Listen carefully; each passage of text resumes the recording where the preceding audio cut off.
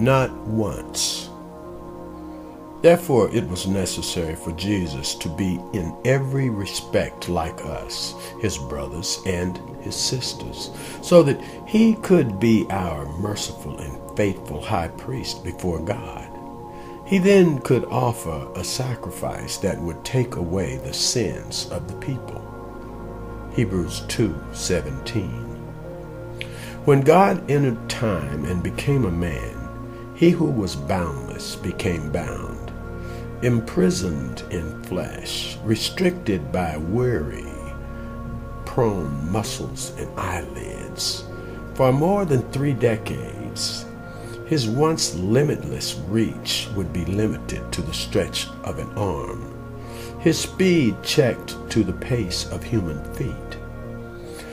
I wonder, was he ever tempted to reclaim his boundlessness? In the middle of a long trip, I wonder, did he ever consider transporting himself to the next city? When the rain chilled his bones, I wonder, did he ever want to just change the weather? When the heat cracked and parched his lips, I wonder, did he give thought to popping over to the Caribbean for some refreshment? Well, if he ever entertained such thoughts, he never gave in to them. Not once. Stop and think about this. Not once did Christ use his supernatural powers for personal comfort. See, with one word, he could have transformed the hard earth into a soft bed, but he didn't. Not once. Listen, with the wave of his hand, he could have boomeranged the spit of an accuser back into their own faces, but he didn't. Not once. Listen, with an arch of his eyebrow, he could have paralyzed the hand of the soldier as he braided the crown of thorns, but he didn't. He didn't. Not once. Remarkable. He is. The virgin will be with child and give birth to a son, and they will call him Emmanuel, which means God with us. Matthew 1:23. We read and believe many things in light of the incarnation. But even in our human feelings, we can observe God's greatness. Now, anyone who cannot see it, he gives us eyes to see and ears to hear. For example, Jesus is wearied by his journey so that he can refresh the weary. For example, Jesus desires a drink when he is about to give spiritual water to the thirsty. For example, Jesus was hungry when he was about to supply the food of salvation to the hungry. He dies and lives again.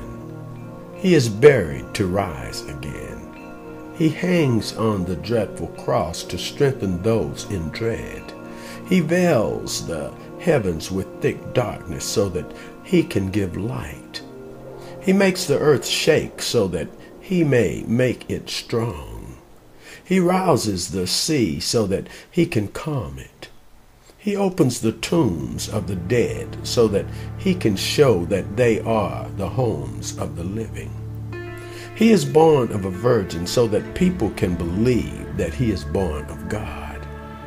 He pretends not to know so that he can make the ignorant know. As a Jew, he is said to worship so that the Son may be worshipped as the true God. Listen, in the birth of Jesus, we see God coming in weak and vulnerable human form. See, God chooses to share our location and condition. God is with us. He is. He is in the death of Jesus. We see God present in suffering human form. God chooses to take our part instead of being our enemy. God is for us. He is. He is in the resurrection and ascension. We see God in victorious human form, in this form insinuating himself into the depths of our very being. God is in us. He is. He is as the Spirit of Christ. Three views of God. Here then, listen.